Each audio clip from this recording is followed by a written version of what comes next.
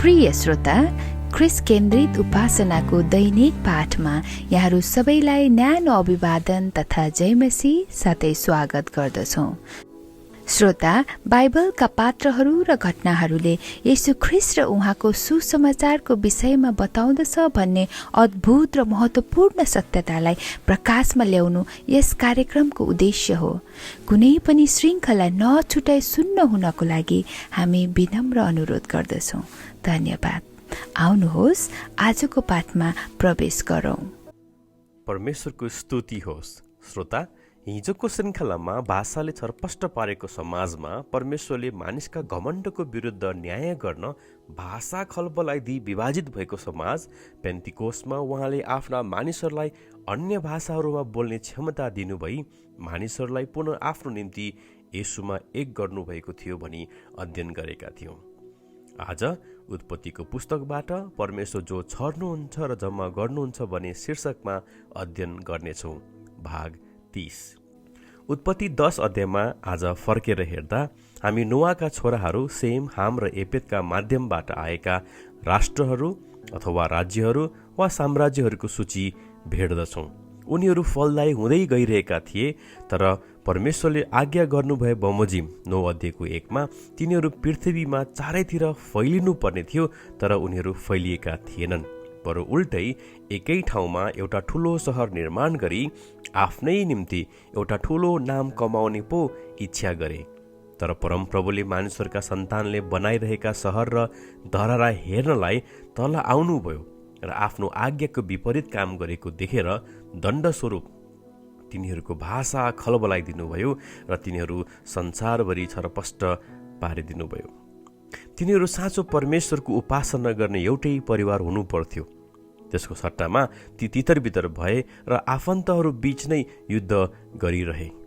यसरी तितरबितर भएको जातिको वंशावली अध्याय 10मा हामी पाउँदछौँ। नोआ र उनका 3 छोराहरू एपेत, हाम र सेत।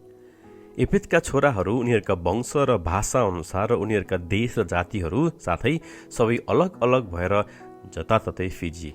हामका छोराहरू कुश, मिश्र र कनानको रूपमा देशहरू भए। ती राष्ट्रहरू अन्ततः सेमका सन्तानहरू इजरायलको विरुद्ध युद्ध गर्न गए। अब हामीले बुझ्नुपर्ने कुरा चाहिँ यो वंशावली मोसाले हामीलाई किन प्रदान गरिरहेका छन्। जबकि बाइबल अध्ययन गर्दा यी वंशावलीहरूमा हाम्रो ध्यान त्यति जाँदैन, छिट्टै पाना पल्टाएर नजरअन्दाज गर्दछौँ। तर एउटा महत्त्वपूर्ण सन्देश मोसाले तत्कालीन उनीहरूको स्थितिलाई यहाँ बताइरहेका छन्। यी वंशावलीहरूले यसमा इजरायलको अन्य जातिहरू वा देशहरूसँगको सम्बन्धको बारेमा पनि स्पष्ट बताइरहेको छ। अध्याय 10ले यस पृथ्वीको प्रत्येक समूहको विस्तृत जानकारी नदिए तापनि वा सूची नराखे तापनि यस पुस्तक इजरायल जातिलाई लेखिएको थियो, किनकि उनीहरू मिश्रको दासत्वबाट स्वतन्त्र भएका थिए। त्यसकारण यी हिब्रू जातिलाई चिन्ने मानिसहरूको बारेमा यहाँ समावेश गरिएको छ। थप धेरै जातिहरू यस सूचीमा देखे तापनि उनीहरूको विषयमा धेरै वर्णन गरिएको पाइँदैन। मोसाले हामीलाई एपेतको सन्तानको बारेमा थोरै मात्र बताएका छन्, किनभने तिनीहरू पेलेस्टाइनबाट धेरै टाढा थिए। तर यहाँ हामी हामको सन्तानको बढी व्याख्या गरिएको पाउँदछौँ, जसको वंशमा मिश्र अर्थात् इजिप्ट, बाबेल अर्थात् बेबिलोन, अस्सुरिया अर्थात् निनबे जस्ता शक्तिशाली जातिहरू यहाँ भेट्दछौँ, जुन आफैमा आश्चर्यजनक कुरा छैन, किनकि ती 3 जातिहरू जो साम्राज्यहरू पुरानो करारको अवधिमा इजरायलका सबैभन्दा घातक शत्रुहरू थिए। परमेश्वरका मानिसहरूप्रति उनीहरूको विरोधले उनीहरूको बुबा हामको खराब प्रकृति झल्काइरहेको छ र कनानको वंशलाई सर्पको सन्तानसँग जोडिएको कुरा नोआको श्रापले स्पष्ट पारेको हामी देख्दछौँ। शैतानले पनि हामका अरू धेरै छोराहरूलाई आफ्नो पकडमा लिएको हामी देख्दछौँ।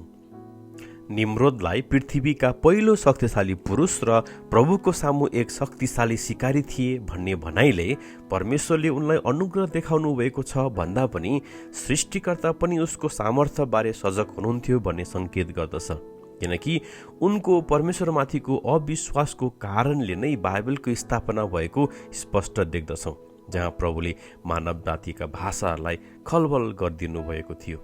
उत्पत्ति 10ले नोआका सन्तानहरूबाट आएका यी 70 जातिहरू वा साम्राज्यहरूले अन्ततः पृथ्वीभरि जाति जाति अलग अलग भएर जताततै फिजिएको हामी देख्दछौँ।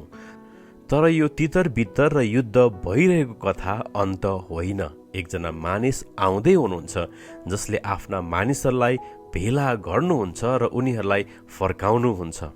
यो वंशावलीले यो पनि बताउँदछ कि कुल पिताहरूले प्रतिज्ञा गरिएको स्त्रीको सन्तानको व्यग्र प्रतीक्षा गरिरहेका थिए।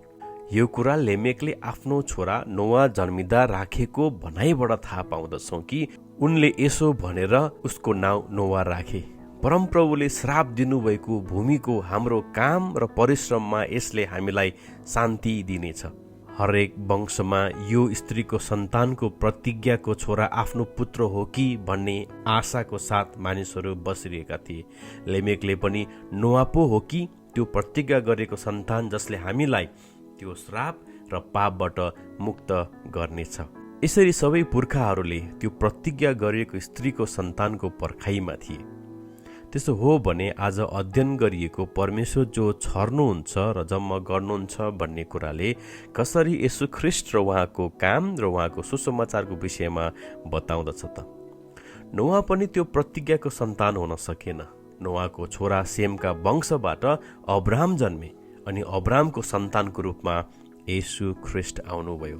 येशू ख्रीष्ट जब यस संसारमा आउनुभयो उहाँले फैलिँदै आएको त्यो श्रापलाई उल्ट्याउनु भयो। लुकाले बताउँदछन् कि उहाँले आफ्नो सेवकाईमा यसपछि प्रभुले अरू 70 जनालाई नियुक्त गर्नुभयो र आफू जान लाग्नु भएको हरेक सहर र गाउँमा आफूभन्दा अगाडि तिनीहरूलाई 2-2 जना गरी पठाउनुभयो। लुका 10:1 यहाँ उहाँले पृथ्वीका सबै कुनामा भएका सबैलाई पुनः एकीकृत गर्न सुरु गर्नु भएको चित्रण हामी देख्दछौँ।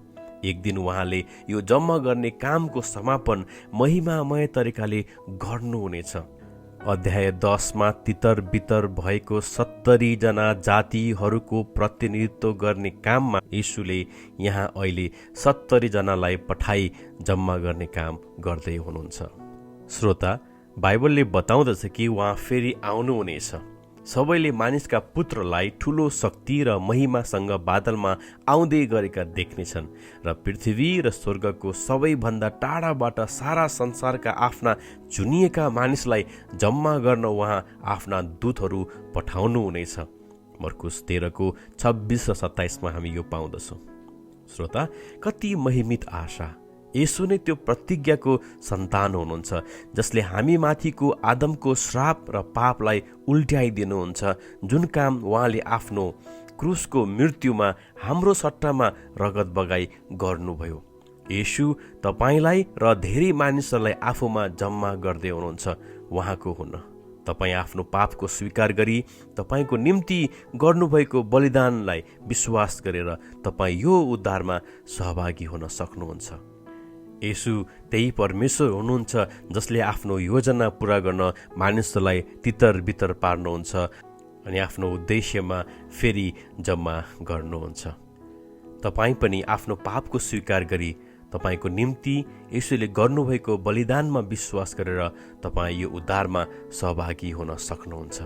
येशू बिना हाम्रो पापको उद्धार छैन। श्रोता, अरू कसैमा मुक्ति छैन बाइबल बताउँदछ, किनकि हामीले मुक्ति पाउनलाई स्वर्ग मुनि मानिसहरूमा अर्को कुनै नाउँ दिएको छैन।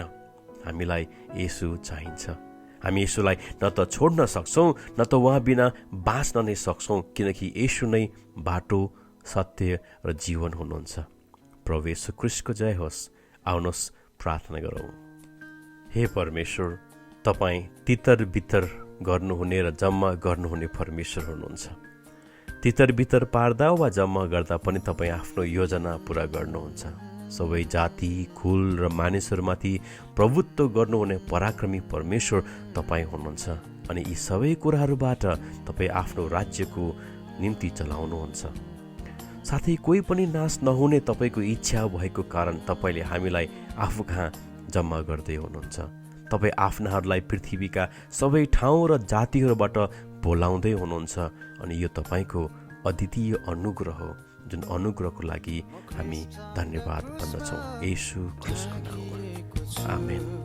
श्रोता, आजको उपासनाबाट यहाँहरू आशिषित हुनुभएको छ भनी म विश्वास गर्दछु। यहाँहरूले कुनै प्रतिक्रिया, सुझाव र सल्लाह दिन चाहनुहुन्छ भने च्यानलको कमेन्ट बक्समा गई सो गर्न सक्नुहुनेछ। परमेश्वरले यहाँहरू सबैलाई आशिष दिनुभएको होस्। साथै कार्यक्रम सुनिदिनु भएको लागि धन्यवाद। यहाँको दिन आशिषमय रहोस्। भोलि फेरि अर्को श्रृङ्खलामा भेटौँला। जय मसीह। ख्रिस्टसँग क्रुसमा विजय भएको छु, अब कहिले म हार्ने छैन। ख्रिस्टसँग विजय भए